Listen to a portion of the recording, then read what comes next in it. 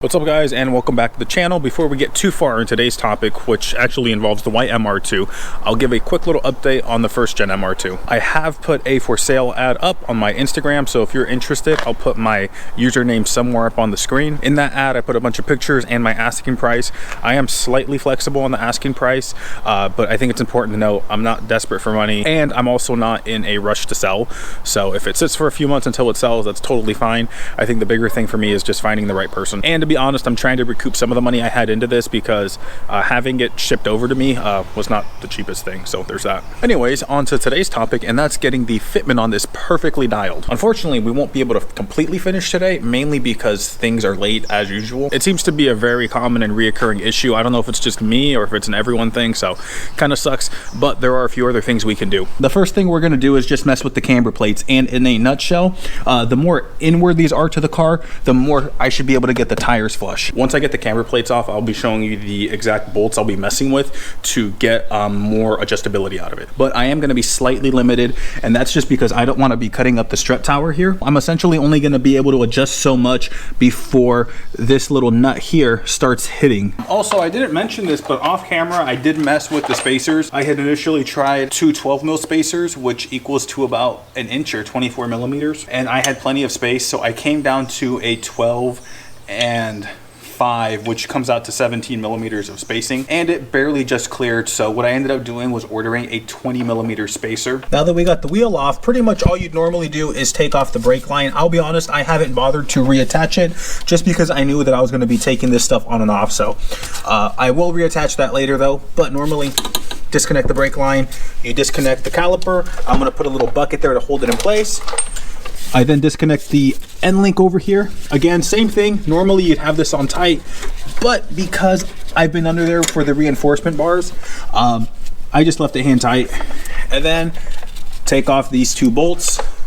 After that, you take off the 4 bolts here and you're good. But yeah, it's a simple process, so we'll have it out in probably like 5-10 minutes.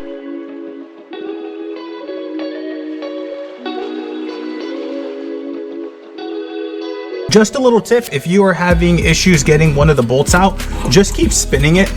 If you turn it like lefty-loosey, it just comes out. Boom. So just for reference, this side with the end link would be towards the midline of the car.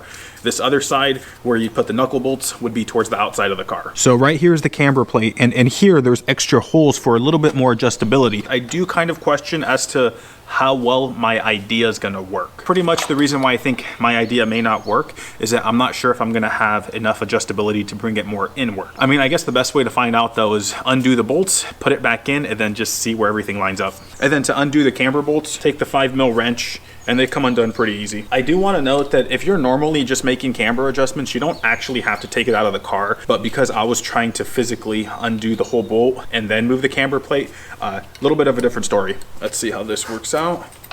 And just to give you guys a better idea of what I was talking about, so these holes, you can adjust them to adjust the camber plate. And like I said, normally if you're not messing with these holes, you don't have to take the whole coilover off to adjust the camber. Now what I'm gonna do is literally just put the camber plate at the most negative setting.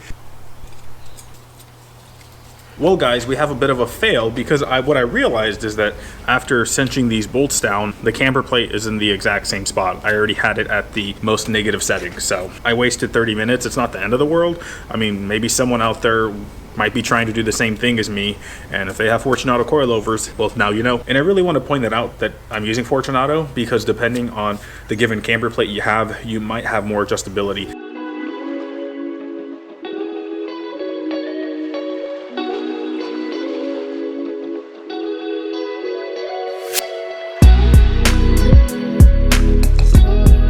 Well guys, I think even after the fender roller gets here and I'm able to start rolling it / pulling the fender, I still think the tire is going to be a little bit of a pokey boy, but I guess it kind of is what it is. What I'll have to focus on is just making sure I get the correct size spacer for the back. Anyways, in the meantime though, what I'm going to do is, well, first of all, I actually remembered my keys this time.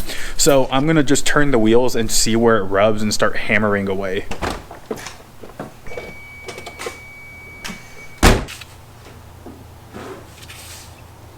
Let's see. Seriously? All right, guys, here's actually a better look at that pinch weld I was talking about. So right here is where it's rubbing. Over here, you can see another spot where the car was rubbing with the old setup. Anyways, though, this pinch weld actually comes all the way up here, and then right here is the cable for the frunk. Because of how high I have the car, I don't think this stuff should become an issue. I want to point out that, like, from a structural point of view, I'm not really harming anything, but from like a emotional and moral point of view, it kind of pains me to hammer the car, but considering it's such a small thing, I think it should be okay.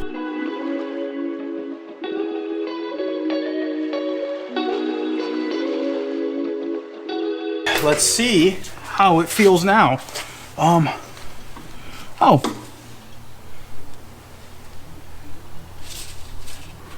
All right, so it's a lot more now. I pretty much have my full steering angle. Before, yeah, it barely touches at that end now. Let me show you. So here at the end, it starts to touch on the inside there. I am surprised at how little hammering I'm having to do to make it fit and not rub anywhere. I do want to note though that if you are lowered, you'll probably have to do a lot more. I think the reason why I'm getting away with it is just because I'm putting my car at a greater height. Anyways though, with that being said, the driver's side is done and it's pretty much good. We're gonna get the passenger side. The passenger side of the car still has the wheel liner, so we'll have to take that out. There's just some miscellaneous screws along the edge, and then we also have some little 10mm bolts up there.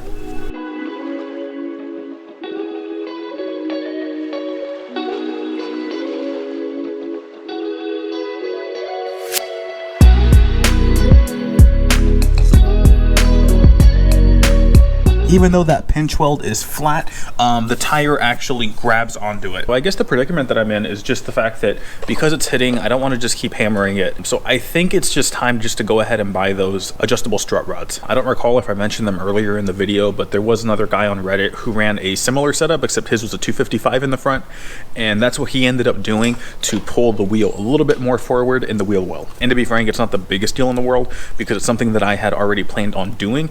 I was just going to put it off till down the road, mainly because season is literally a week away, and then for me to send this part off, wait for it to get modified, then send it back, I'm probably looking at a month and a half or something, maybe a little bit more. Quick side note, I do plan on painting the pinch welds that I hammered, obviously because that's exposed metal and that would end up rusting. I just don't have time today, so I'll probably end up doing it like next weekend, but I'm not super concerned considering this car will be in the garage. So yes, it will accumulate some surface rust, but that'll be easy enough to sand off, clean, and then paint with some, I was thinking some like bed liner for a truck or something. I'm not sure yet. Well guys, I'm getting hungry and I do have some other commitments, so I'm just gonna call it for today. Once the spacers get here though, I will put those on and show you guys how the final fitment's gonna look. Unfortunately, I don't see the fender roller getting here anytime soon, which is really honestly frustrating because it's been like 3 weeks at this point, so I don't know what the holdup is. But like I said, I'll put in a clip of that, and then yeah. What's up guys, it's a few days later, so let me show you the final fitment. Here is the final fitment, and as you can see, it is literally the same as you saw it last time. Anyways, it kind of feels like this whole video was a bit of a fail because I really couldn't get anything to fit right,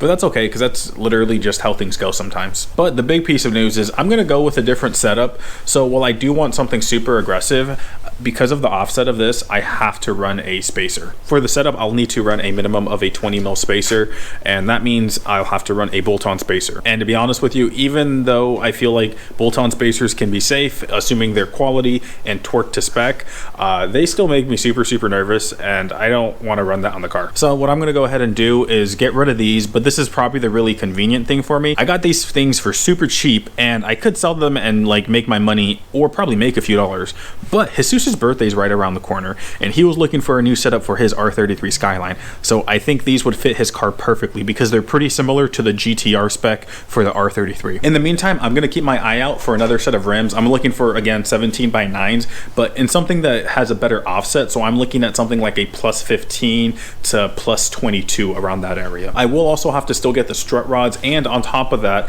I talked to the person from All Things Fast. He has a pretty cool Time Attack MR2 that he's building. He mentioned to me that he ran a 17x9 with a plus 22, and he used the Alex Wilhelm strut top. Using the Alex Wilhelm strut top actually allows the coilover to sit further in, which gives me a little bit more tire clearance. Anyways, guys, thanks for watching. It kind of sucks that we weren't super productive in this video, but that's just the way it goes. So, see you guys later.